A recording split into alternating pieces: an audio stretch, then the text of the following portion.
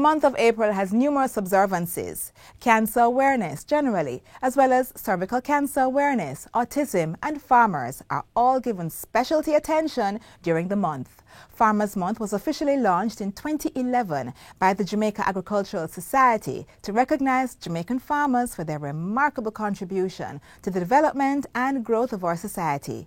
Even throughout the COVID-19 pandemic, our farmers must be commended for their resilience in rising to production despite the various challenges they face. So in today's Jamaica Magazine, we delve more into the field of farming and highlight some of Jamaica's most hardworking and promising farmers who exude the true spirit of the Jamaican people. Stay right there.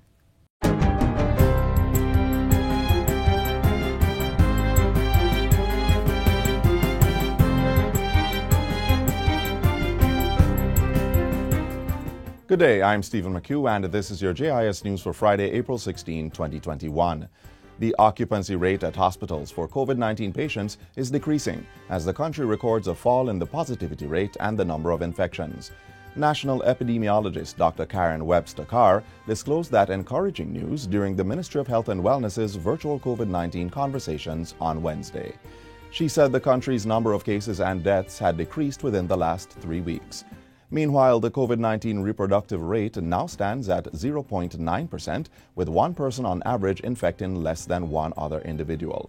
And so this is where we are, and we hope to bring it down a little bit more. We are having this good, or these improvements, but to really get to a very low number, we need to maintain this rate over weeks and months to ensure that we come out of community transmission. According to Dr. Webster-Carr, the greatest number of COVID-19 infections are seen among persons in the 20 to 29 age group, while deaths are greater in the over 50 age group.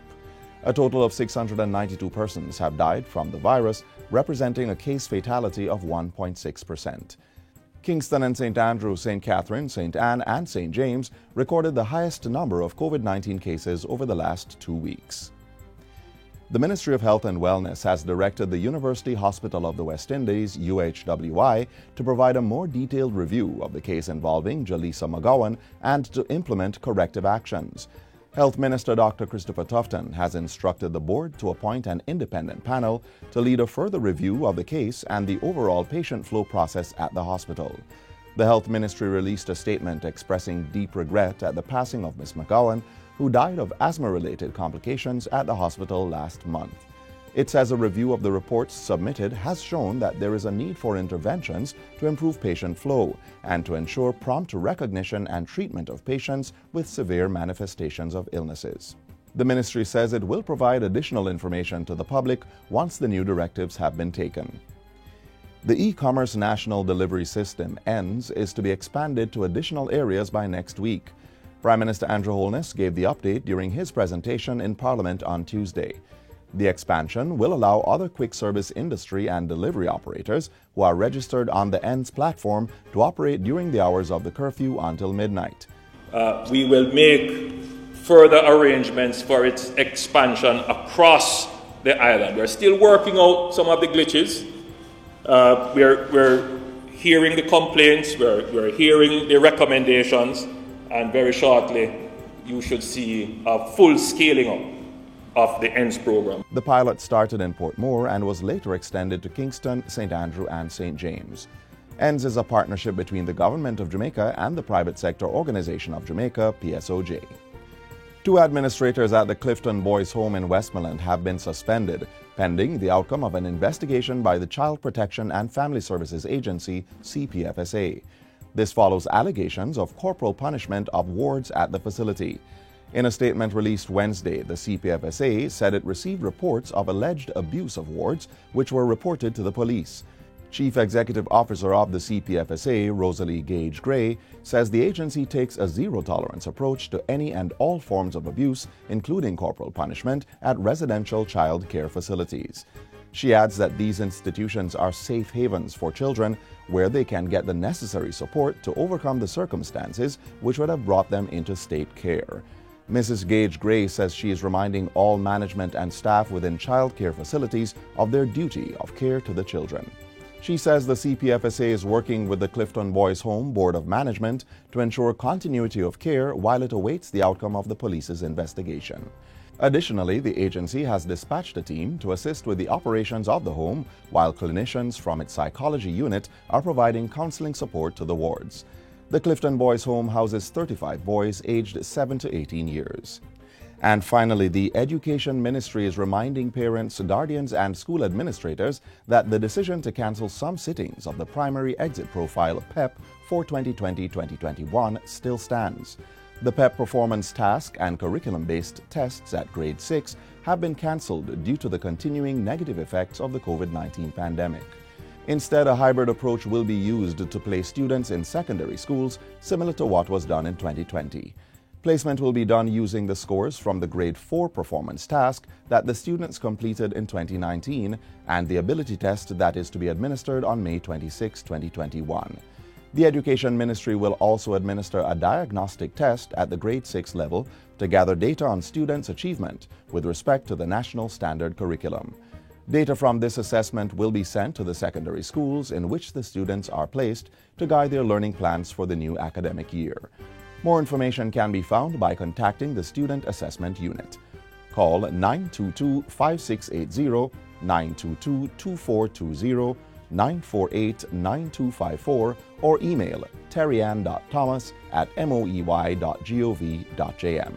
And that's it for JIS News Today. I'm Stephen McHugh. Thanks for watching.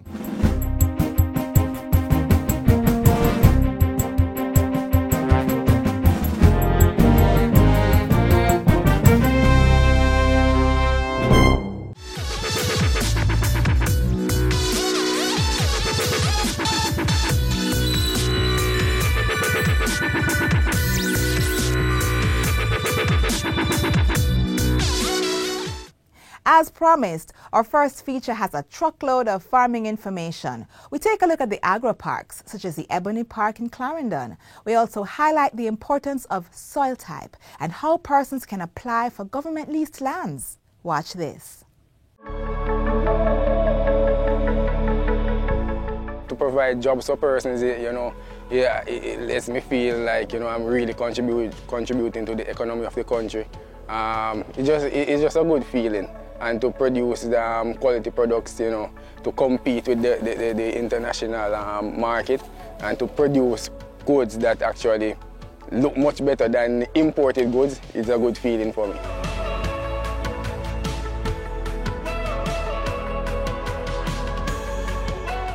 So by now, we should all be aware of the benefits of leasing lands from the government. But once you've leased the land, how do you maximize returns? Well, knowing the soil type is important. For instance, did you know that over in the Ebony Park Spring Plain Agro Park, the soil type impacts the kinds of crops that can be planted there? Ebony Park Agro Park is about 1,100 acres, and likewise the Spring Plain, and that's roughly all the lands within there. There are areas of non-arable areas, but there are arable areas. Arable areas amount on the Ebony Park side to about 800 acres. There's a lot of different soil types, predominantly Bonegate, clay loam. Basically anything can grow here. Once it requires a pH of about 6.5 to about 7. There are pockets where the pH might fall to about 5.5, 5.8. So if there's a crop that needs to be having a lower pH, soil could be amended to facilitate that. But basically anything will grow. So let's revisit our checklist. We've applied and submitted all the necessary documentations, including proof of our capacity to invest in the land. We've learned about soil types and pH balances in the soil. What's next after you've been approved? They would assign you a plot number, or they'd give you a designated area to where you'd be assigned. I guess you'd view it to see maybe what you'd need to do. If it needs a bit of clearing, you might want to look at that, how you go about doing that. You'll be advised as to the best way to get that done. You might want to go to the NIC because our water is pressurized, and so the NIC supplies it. So a part of your contract would give you the ability to go to NIC with tenure of land, and then they would then come and put your meter on so that you get ready supply for water. We also offer tractor services to plow, harrow, farrow and other activities that you might want, rotovate and so on for your lands. So you'll be able to do that. Once you do that, we could tell you of maybe different cycles, crop cycles, where you might want to plant, best time for certain crop. You might be able to go out of these seasons, but at least we'll be able to tell you that this crop does well in a particular season. The risk might be higher in another season, but so might be the returns. So you could get advice as to that. So local advice will be there ready for you. Meet Henry Givens, a youth farmer who is a beneficiary of this initiative. He started out acquiring just 5 acres of land, and today he is up to 15. Givens plants various crops at different stages, including Scotch bonnet pepper, sweet potato, and Moruga red watermelons, as well as slicing and plummy tomatoes. Leasing land from the government, it is actually beneficial, and at the point where I would actually want to lease more if available. You know, I am not employed otherwise, so it allows me to take care of my 2 babies, and it allows me to eat and survive. So it is something very beneficial, I would say. Life here at Ebony Park, it's twofold. It's good sometimes and sometimes it's challenging. One, persons around, some persons, they know what to do with their crops, for example, and they don't want to do it. So sometimes, we have a lot of pest and disease outbreak, and some persons just don't want to invest the funds or do what is right to actually, make the agro-park much better and a much cleaner environment. And then, also, sometimes there's a major issue with the whole irrigation system. It costs a lot sometimes, because even if you look into the pepper field, sun scalding is a result of a lack of water supply sometimes. But it's a blessing, there is not only negative, because once you have irrigation, then without the irrigation I couldn't do anything like this, none at all. Farming can be an expensive venture, but it's also beneficial. As a youth farmer, the challenges may not even be financial. Some older persons, because they're so, relatively young, they don't want to work with you because they said they don't want to work with a younger person. However, sometimes it's good to know that, for some persons that really can't afford to go into the farming as deep, that you can provide them with not only a job, but you can also assist them with technical advice to improve their smaller production that they do as well. My advice to younger farmers or investors is that they should not be discouraged or swayed from agriculture. It is something that can be beneficial, and is a good way to make a good foundation for themselves and their families. So it's something that they should look into and be strong about it. That's the only way we can build our country.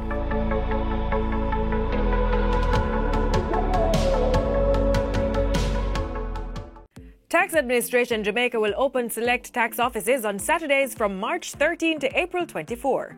The offices are Montego Bay, Mandeville, St. Andrew, Savannah Lamar, St. Anne's Bay, and the hours 10 a.m. to 2 p.m. The Portmore Tax Office will continue its regular Saturday opening hours of 10 a.m. to 4 p.m. Taxpayers will be able to conduct their usual weekday transactions island-wide. The weekend opening hours at the select tax offices is an additional option to bring greater convenience to taxpayers wishing to clear off payments for the 2020-2021 fiscal year. Up next, we learn about a budding female farmer whose hobby of gardening has blossomed into farming at the Amity Hall Agro Park. I got into farming because my hobby was gardening, as nuts about plants, flowers. So it was kind of a natural area to look for when I was looking for something to do. I started in an area that didn't have water, so I was not able to irrigate. And with climate change, it made things really, really unpredictable, very risky, and just difficult. So I don't consider myself as having really started farming until I moved into this agro park, where I was able to irrigate and do things in an optimal way.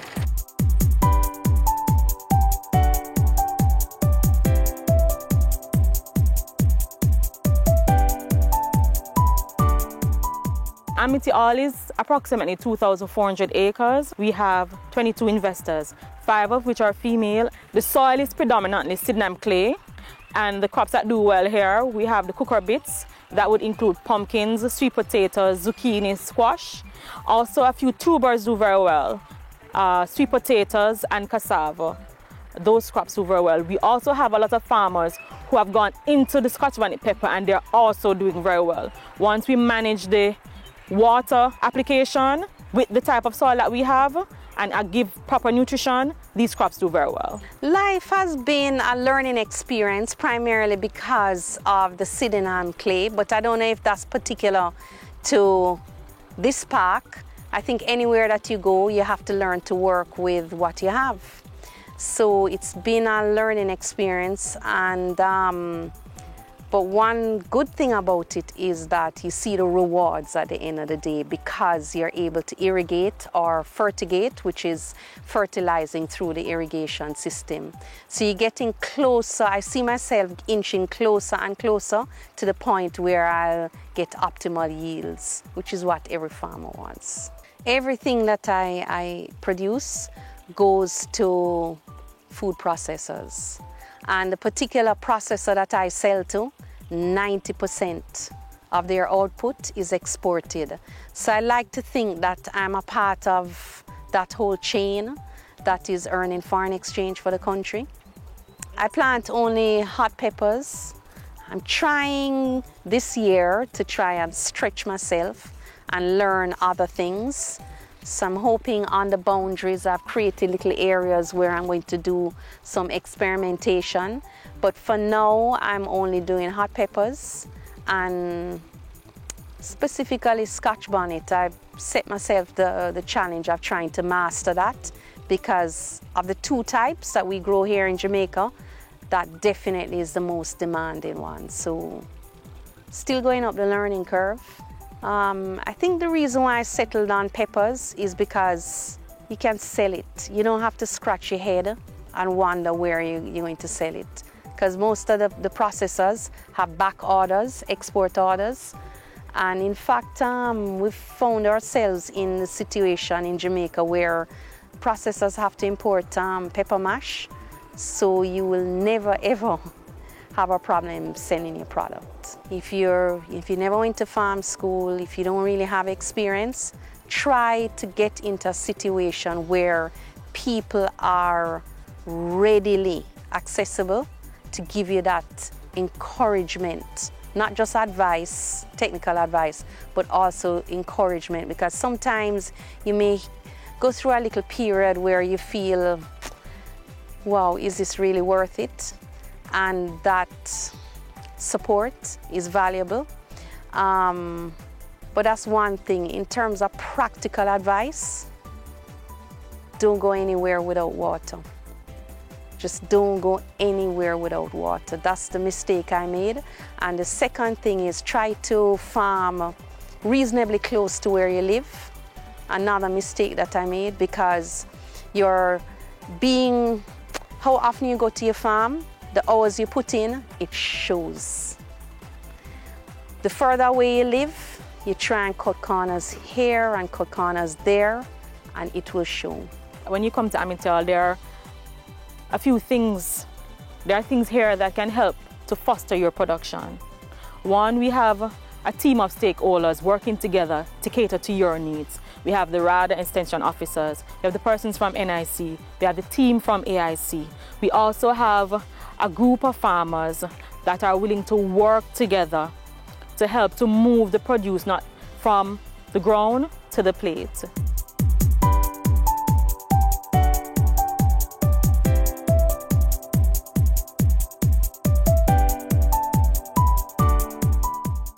The government of Jamaica is introducing shared corporate services to revolutionize the way it operates. Shared corporate services will utilize the latest technology, leaner processes and service standards to drive efficiency and effectiveness in the public sector. The Transformation Implementation Unit is working to streamline public services in 7 operational areas: human resource management, information and communication technology, asset management, procurement, finance and accounts, public relations and communication, as well as internal audit. Shared corporate services is a tried and proven way of improving the delivery of public services. The government of Jamaica is transforming to serve its citizens better. We're building a better public sector for all. Brought to you by the Transformation Implementation Unit. Our final feature for today focuses on the business of beekeeping. Watch now as two young Jamaican beekeepers take you through the process. Me and my sister got started when we were very young. I think I was 6 or something around that age. And my mom had 4 hives. And that is the beginning of success. The name of our family business is Maccabee Enterprise. Here at Maccabee Enterprise, we are all beekeepers, down to my 9-year-old sister, Camila.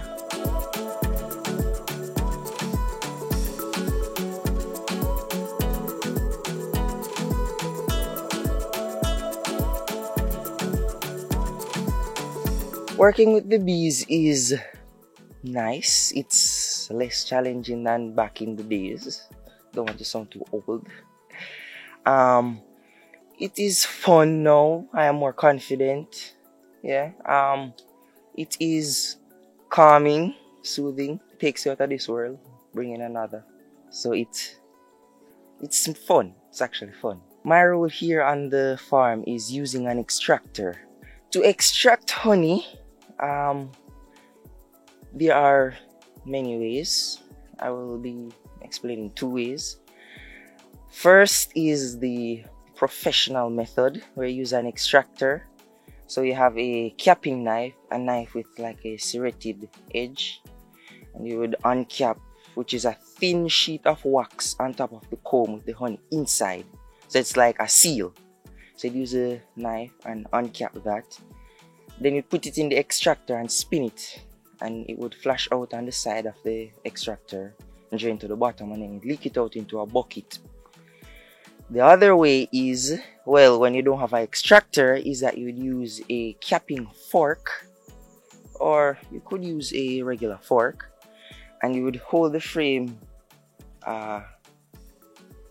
like this, long way, and you'd use the fork and gently scrape the frame.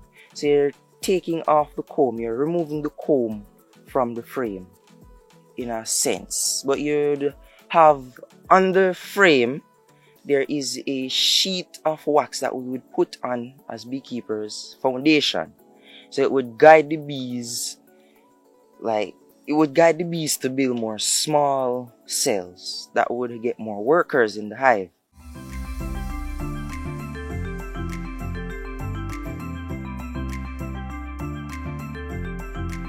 From the bees, we get 5 main products, right? We have pollen, propolis, beeswax, honey, and royal jelly. So based on those 5 things, we actually think about what we can do with those 5 things. So in beekeeping, we actually have honey flow periods and we have dirt season. Those are the 2 main periods. In between, we have like a pre-flow and pre-dirt, basically. But okay, so in our honey season, that's the time when they're on production. They're bringing in their honey, their pollen, everything up on top. But for like in St. Thomas, there's like a 6-month period where there's dirt. There's no honey coming, no much honey that we can reap. There's just enough for them to feed themselves and their babies and be able to stay alive. In the dirt period, when there's not enough honey for us to harvest and be able to sell, we do things like remove our old combs and boil it out, and we get wax. With the wax, we do like the body butters, we do candles, lip conditioner. So that's the wax. With the pollen, we actually collect the pollen, and the pollen is a very good multivitamins. So we actually collect the pollen and dry it and package it for sale. For the royal jelly, we don't do a lot of work with the royal jelly. As we go along, we are actually developing products. So for the royal jelly right now, we put it in our honey wine. And then again, the honey wine is made from honey. My involvement in making the byproducts are production. I do most of the labels. I have help, so I can't take all the credit, but most of the labels are from me. I do social media marketing, so most of the WhatsApp texts, Instagram, they might mostly be from me. My younger siblings' involvement in the business is some help with the production, so there is some small things like shredding the wax that they can do.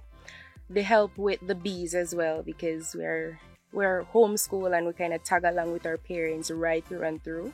So with the bees and with production. And my younger sister, she's very artistic, so when I'm actually doing the labels, sometimes she would draw this beautiful picture and I would actually use that as part of the label. I have 4 personal hives for myself. I have 3 long struts, which is the regular kind of box that you would see that holds 10 frame, and they would stack on one on top of the other. And I have 1 top bar, which is a 30 frame box, which goes a long way. And it only has a top bar. It doesn't have the top bar with the square. It doesn't have a frame. It's just the top bar.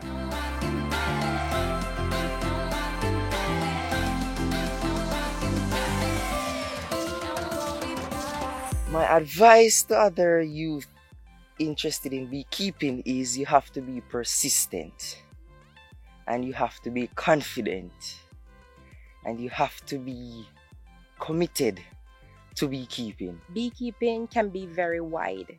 You don't have to just stuck with the bees, the sting, the honey. There is so much more that you can do. You can do candles. There is actually a shortage of beeswax candles. And beeswax candles are very easy. You mold, you wick, your color if you need, and you're done. Lip conditioner is another easy one. And if you go online, just take some of your time out of your texting and just research some products that you can actually do from the products that you get from the bees. The 5 products I mentioned, there's so much more.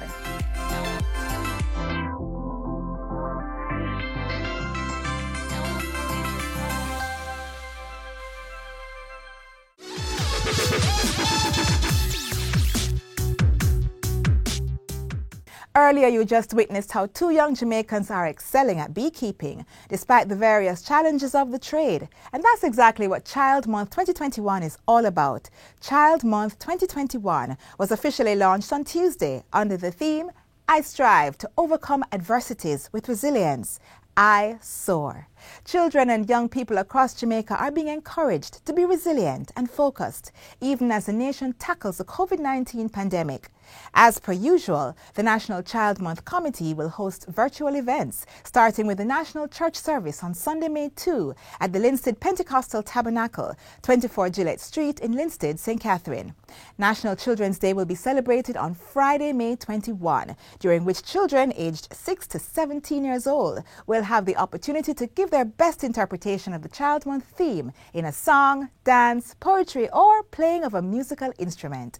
These will be showcased on the day on various social media platforms. Child Month celebrations will culminate with a day of prayer on Wednesday, May 26. Churches across the island will use the day to pray for our nation's children. Remember this for Child's Month. Strive to overcome adversities with resilience. I soar. You soar. We soar.